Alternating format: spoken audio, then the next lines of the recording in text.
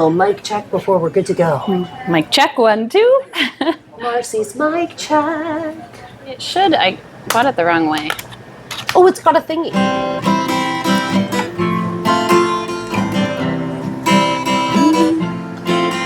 Got an old half pack of black. There's a little more room in my chest of drawers. I got a fist-sized mark in my bedroom door. Got Marcy D'Alessandro. Hello, hello. She's winner. Peterborough's Got Talent. And I do have a clip of you on stage singing. Okay. Yeah.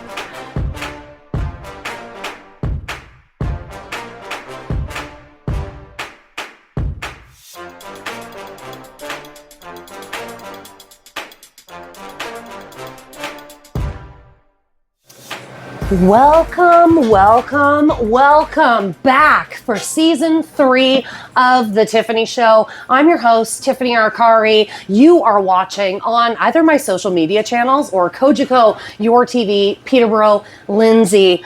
Wow. I took a huge break. As soon as I came into studio at Euphoria Wellness Spa, someone was in here and had asked me where I'd been in a few months. So, of course, I take the summer off, which I definitely deserved and needed. It was a long year, a long season. Some of you may follow me on social media channels, so you know that it was a bit of a tricky year for me. I had a total hysterectomy May 7th, extended leave from sick leave, and kind of got back into the universe, into the community about like middle of July, late July.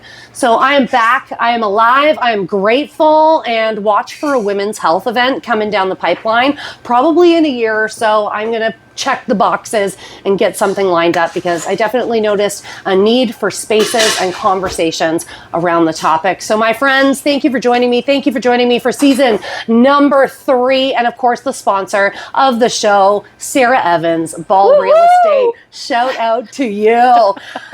The Tiffany Show. We've got a whole season already lined up for you. This is episode number 1, and I am a little bit jacked. So if you know, I do MC a few different events in town. One of the events is Peterborough's Got Talent.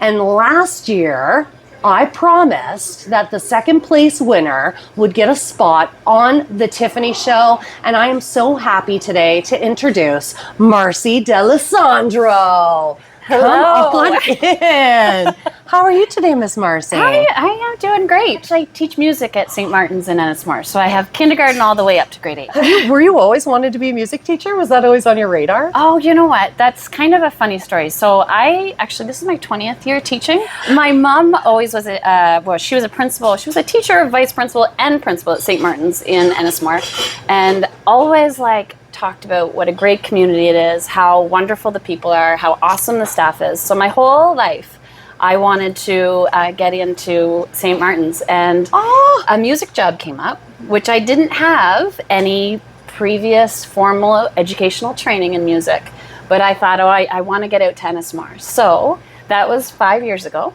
Aww. So since then, with the help of my friends, but I have learned guitar, I've learned drumming, recorder, if you ever need a recorder player. Is it hot cross buns? Yeah. Drums too. Yeah, bucket drumming and steel drums, and steel drums is new this year, so we'll see how it goes. But that's impressive. Well, I always want to deliver a good program, so I just thought I better learn, and it's my style of learner myself. If I have to teach it the next day, I'm going to learn it. I'm going to dial it in, lock it in. Yeah. I have to say, honestly, music teachers have a special spot in my heart. Aww. My music teacher, Diane Windmill, changed my entire life. She's probably watching this episode. I absolutely love you. She retired this year. But the impact that she's had on students and adults that I talk to, that her impact still lives on, you're leaving a legacy for all of these kids, right? Oh, isn't that nice? You could see the kids that maybe struggle in math or reading, but man, they shine in music. And just to have a little break in their day and to have fun and to really develop a love of music is kind of my mission. Give us the arts, yes. I was not a math. If God gave me math skills, I just would have been too powerful. But music was a total outlet, and the same thing. Like I remember being a teen and being lost, like in emotions and worlds and in things that were happening. And definitely, like music class was the reprieve for me, and it was like one of those safe spaces that you can truly be creative. And it's discovering that passion, and good for you for fostering that in the future. It's a wonderful job. Aw. I mean, I don't want to say this publicly, but I'd probably do it for free. If the school board's watching. Can you tell us a little bit about yourself? Maybe what you Sure. like, what you don't like, a secret nobody knows. I grew up in Peterborough, and in the North End. I went to St. Peter's, and I went to Western University, where I met my husband. Aw. Yeah, after that, I went to Teachers College, and then my husband, Mike, he was a professional hockey player. So we lived a year in Italy. Oh my After that. So gosh. that was like a wild and awesome experience. Oh, for the two of you too, right? Yeah, Like, yeah. building the foundation of your relationship. Yeah, it was, you know, we often think about that time with like fond memories. It was a great time. Mike, shout out to you, buddy. Where's he from? Was he born and raised? He's born and raised in Peterborough, and actually, You two met there, and you were both from Peterborough. I know, right? Meant to be. He actually, his building is just right across the way. He's PPF Group, and they just moved into that new office. They did. It's beautiful down there. This year is going to be our 20-year anniversary. 20-year happy Yeah. anniversary. You doing Yeah. something special? Well, I think we're going to go to Ireland. Neither one of us have been there before, and yeah. I was just going to ask, what's driving you over there? Does someone have Irish roots? I do, for You sure. do? Yeah, he's Italian, but Mike, my language. I know, I love all the Italians. If you couldn't tell by my hand talking. You should see my kids are the same way. Right? It's funny, eh? So you got some Irish roots, met the love of your life when you went to school, Yeah. fell in love, traveled Italy. What brought you home? Well, I just was time for me to work, and the team wanted to cut ties with Mike. Bring him on home. Yeah, he was letting too many goals in, I think.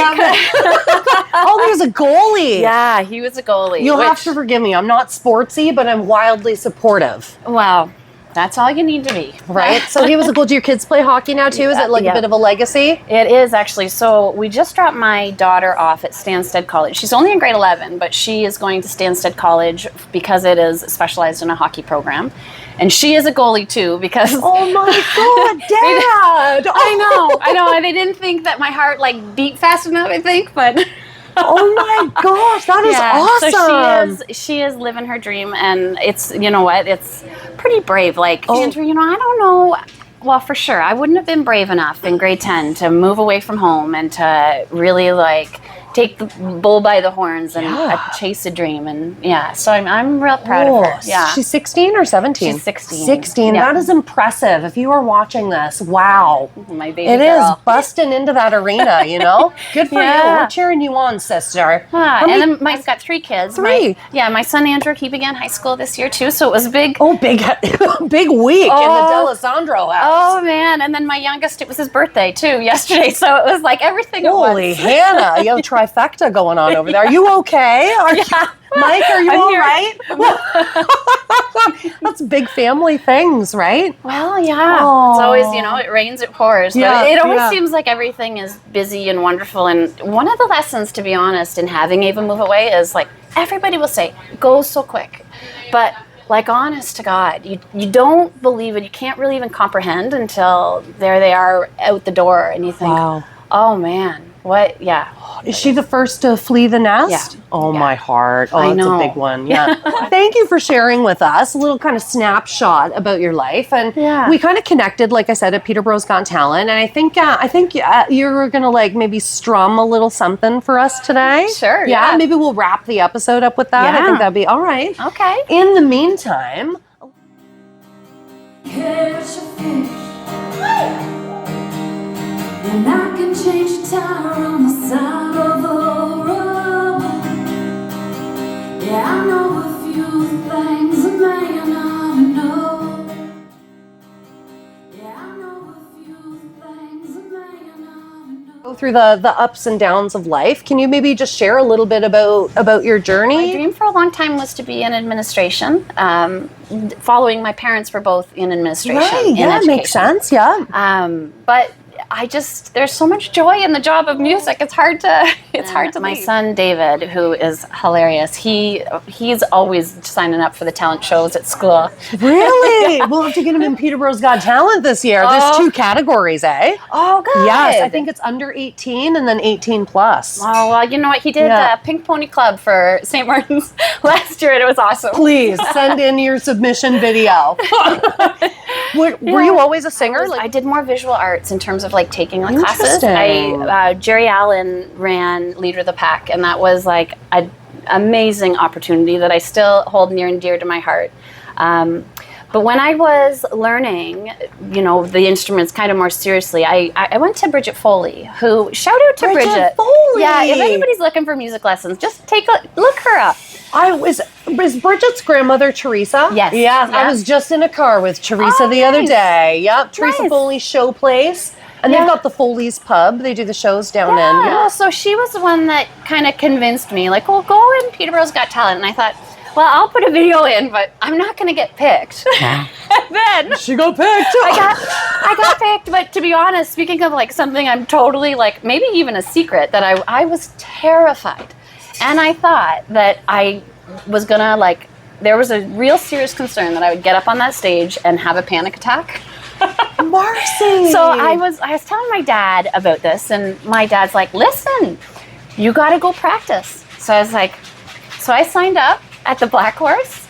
I did not tell anybody. This is how nervous I was. I didn't tell my husband. I didn't tell my kids. I just got in my car with my guitar, and then I did like an open mic. And What?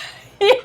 That is so awesome. So then I could kind of like, get the nerves out, get the kinks out, and that's how I sort of prepared. And a lesson to share, right? Like practice, get it in. If you've got something that gives you a fire in the belly. Well, I mean, and that's it. People, like, I would say that I'm a fairly confident person, and people will ask me about it, and the only thing I can say is I just practice the heck out of anything that I'm going to do, so that's how I develop confidence. Like to be prepared. I played sports all the way up to Oh, sportsy too. He's a woman of many talents. And that sort of just came naturally because, you have to practice hard at sports yeah. to perform well. And same thing. Stepping into that talent arena and putting yourself out there. Have you ever felt underestimated? And what did you do to prove people wrong? Well, okay. I, for one, give me all the underestimation. I love it. Give me an underdog. Yeah. Like that. That's my jam. I am happy to show up where the bar is very low. But the truth is, the older I get, the more I realize that nobody's really thinking about me. Everybody is involved in their own lives and doing their own thing. And, I just thought, I'm just going to go for it. I don't really love, roller coasters anymore, but that sure was a thrill that, scared the heck out of me and was super fun. Yeah. So, administration background, parents who were also involved in the school board, obviously. Maybe there'd be set rules growing up, kind of moving. Were you a rule follower, or what rule have you broken that maybe you're secretly proud of? Well, no, I am a rule follower. I think it's hilarious and shocked me is that my husband and I, we both played varsity. So Mike played varsity hockey and I played varsity field hockey. Oh, cool. But the way Western does it is they tier the funding. So the top tier teams get full funding and then it kind of goes down from there. Right. Field hockey, for some reason, doesn't draw the crowds that the hockey, does. So we had to do fundraising and sell Krispy Kreme donuts in the rain, which is ingrained in my memory. And my Mike, who was a fierce competitor, and he would be sponsored, and he'd have these sticks that Western would buy from, and he would break his sticks if he let a bad goal in. Right. And I was so miffed that here I am selling. I actually ate the donuts. I didn't even sell them. I just ate them. So I went to his coach, and I was like, "Listen, his name's Clark Singer." Who's a great man and still, I think, at Western. And I said, this is not right. And he said to Mike, you break another stick, you're off the team.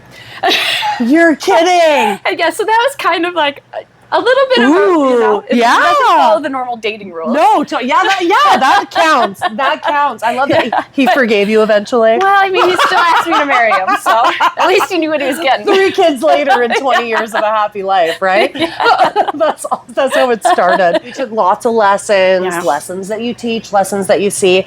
What about lessons that maybe you've learned the hard way? The greatest lessons you learned are learned the hard way, unfortunately. Yep. Well, 2 years ago, I told you that I was always active, and I sort of, to a certain extent, took it for granted. Yeah, I was a spin instructor. I worked in gyms. Cool. I did all sorts of things, and I played intramural volleyball, where 2 years ago I totally tore my ACL and needed like a complete surgery reconstruction. And I saw a video that you had posted recently, which I know that once that's taken away and you don't have the mobility and you don't have the physical ability to kind of just move around the world in the way that you want, you never take it for granted again. No. I will never complain about working out. I will never dread a workout. And I just think my health is so very vital to me. And even to change the motivation of why I was working out. I wasn't working out to be a certain size anymore. I was working out to be strong, to injury prevention, and then if I did get injured, to like be that much further ahead in my recovery. That is honestly a lesson that I feel like we don't talk about enough. It really is about like the non-scale victories, and it is all about that movement of our body, minds, and soul.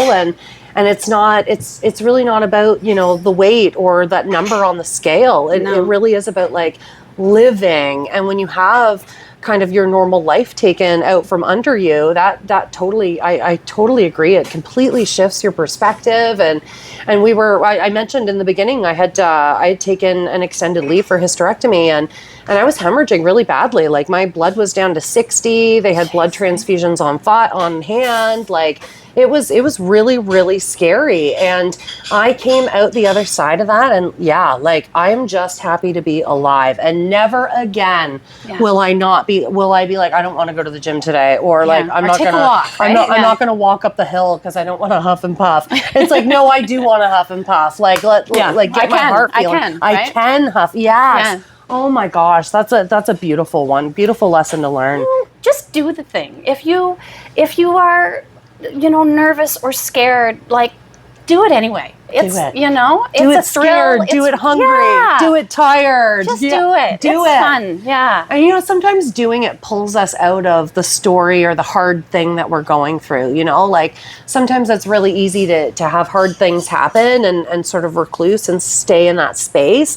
And sometimes you're right. When we just go and do the thing, something, it can really open space for us. What is the kindest thing that someone has done? Oh, I love you're lighting up. This could be a good story. That someone has done for you that you'll never, ever forget. Overwhelming to think at your highest point, you have people like celebrating with you. At your lowest point, you have people show up in ways that may seem small to them, but just make such a huge and beautiful difference. I think about like right from the beginning, my dad used to bring me breakfast every day up to my bedroom. Oh my God. That's the kind of example I had. My husband brings me a coffee every morning. And my husband does too. Yeah. And it's just like the kindest thing to just, for 20 years, just to, I love that. My best friend Julie, who, like if I called her right now, she would just come and, Let's call her. Let's call her and see what she's, put her on speakerphone. Hello? Yeah, she totally. I'm on the way. She totally would. There's been so many wonderful people in my life. When we were in Italy, the first part of it wasn't actually that easy. A town of 3,000, only 7 people that can speak English. So this was at a time when we didn't really have social media. The Italians, they just move at their own pace. So it was like 3 weeks before we had phones or any kind of outside connection. Right, yeah. And none of those 7 players that spoke English brought a girlfriend or a wife. So the boys would go on a tournament or something, and there I was in this little town with really no means to communicate, and it was a struggle. So 2 things happened. My husband brought me a puppy. Brilliant. Awesome. Brilliant. And then we were walking around the town, and I was talking to Mike about, like, I don't know, maybe I should go home. Like, I don't know if I can do this. And I said, maybe I should try, because my background was education. I try and volunteer at the school. Oh, brilliant. So we walked into that little school, and they had never had a conference ever before. And that day they were having a conference. And there was English speakers who could translate for me, because there was no Google Translate. Oh my gosh. And the translator, like, of course, was from Western Ontario, which, what in the heck? Right? All the way over there. Yeah. And so they translated so that I was able to volunteer. But then one of the teachers came up to me and said, hey, do you want to come to my house for coffee this afternoon? And was so lovely to me and such a friend to me. Emanuela was her name. And, like, that really was a life-changing, you know, maybe for her it was just a coffee, but for me, I wasn't going home anymore. I was sticking it out. It opened a whole world of community. Yeah. It really is just that, like, extension out. Do you want to grab a coffee and go a little bit deeper? Yeah. Marcy, if little you were here right now, what would you tell that little girl? I would say, hang on. Hold the fence. Yeah, it's going to be fun. Yeah. It's going to be wild. Yeah. We're going to make it. Yeah. Oh my God. Hug your mom when you see her. I do have to shout out my mom, because I mentioned my dad. Mama? Yeah, because, I mean, I was talking to her about this, and I was talking about all the different things, and I said about how my dad had brought me breakfast. She's like, well, what about me? Mama! Let's give Mom a nod. And you know what? I said, Mom, you have always been my guiding light and my laugh when I need it, and a shoulder to cry on. And, I really, actually, my whole life have really followed in her footsteps with careers and even, like, summer jobs as a kid growing up. And so, I would like to give a shout out to my mom. Okay, what's your mom and dad's name? Karen and Greg Reeves. Karen and Gregory Reeves. You did a really good job. I'm sure you know that, but I'm just saying. But I could get, like, emotional. It's so beautiful, and to have that relationship and to take such good care of each other, and how beautiful. Marcy, what is the best thing about life? Oh, I would say connections and people. I mean, I'm just so thankful for the people in my life who have shown up. And, even the ones that have, maybe have been there for a season, there's been huge lessons with that as well. But yeah, I just have been, lucky with the connections in my life. And I'd say that's kind of the secret sauce, right? Yeah, they say a reason, a season, or lifetime, but there's always something in everything, right? Yeah. The floor is yours. If you could give a message to those that are watching, what would that message be? The one thing that Peterborough's Got Talent taught me is, like I said, just do it. If you're not too old, you're not, too inexperienced, just go for it. Have fun, and, try your best. See what happens. Oh, yes. We only live once. See what happens. Yeah. Just do it. Yeah. It's like, we were talked earlier about kind of the non-scale victories, and it makes me think of, like, there was a time in my life that I would never wear a bikini. Yeah, life's too short. Right? Life is too short. I do not want to wait until I am in the retirement home to be regretting that I never wore a bikini, Yeah. Just do it. I know. Nobody else cares. And I say to my daughter, like, listen, go for it, girl. Do. We live once. Chase that joy. You're such a joy. You are, what a light. Absolutely. Holy moly. I can only imagine what your students experience from you. Like, it's just such a soft, warm from you, I really think St. Martin's is the best school going. And the kids there are amazing. Like, the teachers come in and we're like, from other schools, like, wow. And I'm like, I know. So they all were so good.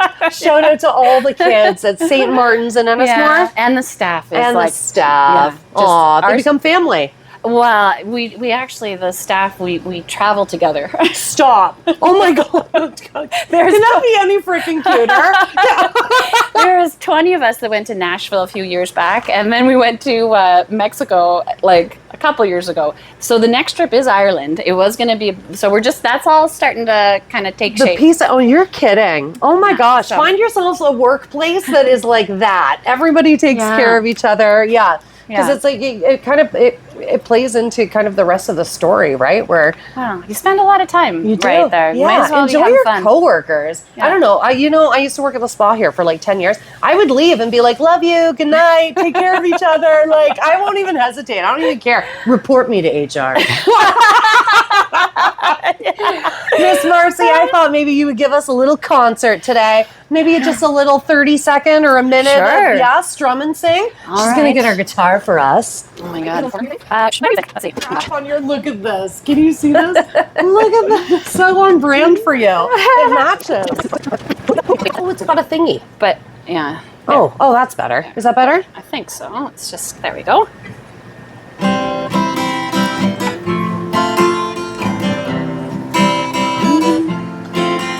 Got an old half pack of black Palmas. I can smoke them now, won't get no shit at all. Got half a mind to give you a call, but I ain't chasing after you. There's a little more room in my chest of drawers. I got a fist-sized mark in my bedroom door. Got half a mind, or probably more, cover up this old tattoo.